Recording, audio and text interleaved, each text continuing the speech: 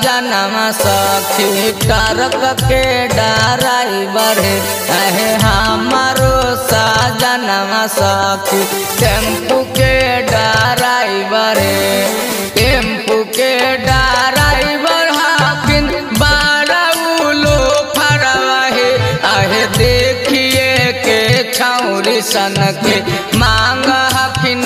बरवा है आहे देखिए के छौरी सन के मांग हकिन बरवा है।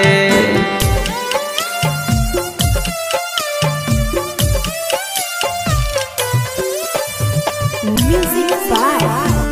रामपुर गोपाल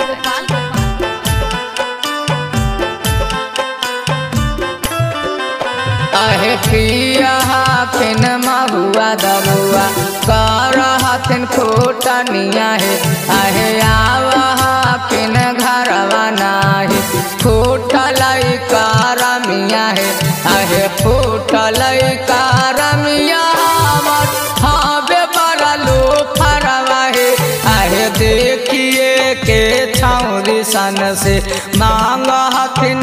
मरवा है आहे देखिए के छौरी सन से मांग हथिन मरवा है।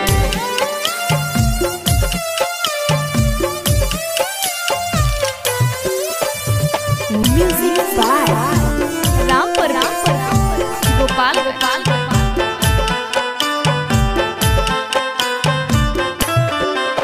आहे मुँह के सामानो जपियावा हो गैला निरदैया है आहे आगुआ ने पनिया हालत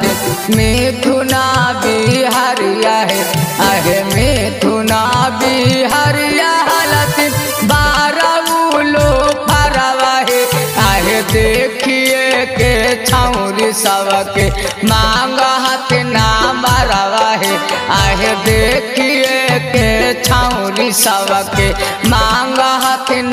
बरवा है।